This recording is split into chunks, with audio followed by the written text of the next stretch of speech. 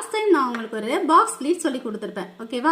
அந்த பாக்ஸ் ஃபிளீட்டை எப்படி ஃப்ளவரா கன்வெர்ட் பண்ணணும் அப்படிங்கிறத பார்க்கலாமா? இப்போ இந்த பாக்ஸ் இருக்கு இல்லையா, இந்த பாக்ஸோட சென்டரை நான் வந்து தைக்கணும். ஓகேவா? சரி, இப்போ இந்த பாக்ஸோட சென்டர் தைக்கிறதுக்கு இப்படி பேக் சைட் கூடி நூல் எடுத்துட்டு இந்த மாதிரி பேக் சைட் கூடி நூல் எடுத்திருக்கேன்.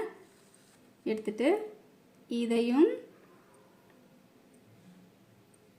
இந்த பாக்ஸையும் இந்த சைடு இருக்கிறதையும் அப்படியே இப்படி நேரோவாக எடுத்திருக்கேன். இப்போது ஸ்டிச் பார்த்தாலே தெரியுதா? இப்போ நான் இழுத்தேன்னா இது ரெண்டுமே இப்படியே ஜாயிண்ட் ஆகுதா? அவ்வளோதான். இப்போ இந்த ரெண்டு ஜாயிண்ட்டையும் இப்படியே தச்சிட வேண்டியதான்.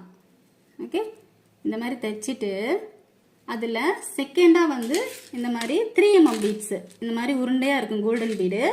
இப்போ இந்த பீடை நம்ம இப்படியே இதில் வச்சு இப்படி கோர்த்துக்க வேண்டியதுதான். ஓகேவா? இப்படி கோர்த்துக்கிறோமா?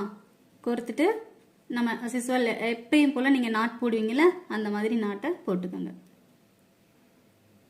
ஃபஸ்ட்டு ஒரு நாட் போட்டு எகைனும் ஒரு நாட் போடுங்க. ஏன்னா நம்ம மேலே தான் பிசர் கட் பண்ணுறோம், அடியில் கூடி கட் பண்ணலை. அதனால் ஈஸியாக பீடு வந்து கீழே விழுந்துடும். அதுக்காக தான் சொல்கிறேன்.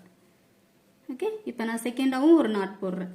போட்டுட்டு அப்படியே பிசர் தெரியாத மாதிரி இப்படி ஒட்டை நான் கட் பண்ணிடுறேன். ஓகே, இப்போ இது பார்த்தோம். அடுத்து நெக்ஸ்ட் இதை எப்படி பண்ணுறதுன்னு பார்க்கலாமா? இது வந்து நம்மளோட 4 கார்னரையும் ஜாயின் பண்ணணும். இப்போது நான் இந்த கார்னரில் நாட் எடுக்கிறேன். அதே மாதிரி இந்த ஆப்போசிட் கார்னரை எடுக்கிறேன்.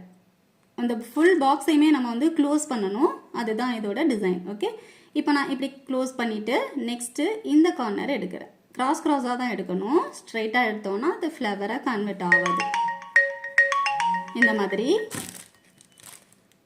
ஓகே, இந்த மாதிரி எடுத்துட்டு இப்படியே நாளையும் சேர்த்து வச்சு நாட் போட்டுக்க வேண்டியதுதான். ஓகேவா? இப்படி நாட் போட்டுட்டு நடுவில் இந்த 3mm பீடை தைச்சிடணும். நான் போன இதில் சொல்லி கொடுத்தேன்ல, அதே மாதிரி தைச்சு பேக்கில் நாட் போட்டுக்க வேண்டியதுதான். ஓகேவா? அவ்வளோதான். இப்படி கம்ப்ளீட் பண்ணியாச்சா? ஓகே, அதே மாதிரி இது ஃபஸ்ட்டு நம்ம கற்றுக்கிட்டது, இது செகண்ட் கற்றுக்கிட்டது. 2 ஸ்டிச் சொல்லி கொடுத்துருக்கேன். இன்னும் 3 கற்றுக்கணும். அது அடுத்தடுத்த வீடியோஸில் பார்க்கலாம். ஓகே, இப்போது இதுக்கு சென்டரில் ஒரு பீட்ஸ் கொடுத்துருக்கேன்ல, அது இதுதான் 3mm பீடு. எல்லா பட்டன் ஹவுஸ்லையுமே கிடைக்கும். ஓகேவா? சரி, இப்போது பாக்ஸ் ஃபிளீட் எப்படி எடுக்கிறதுங்கிறது ஒரு வீடியோ கொடுத்துருந்தேன்ல, அந்த வீடியோவோட லிங்க்கை நான் கீழே அட்டாச் பண்ணுறேன். பார்த்து தெரிஞ்சுக்கோங்க.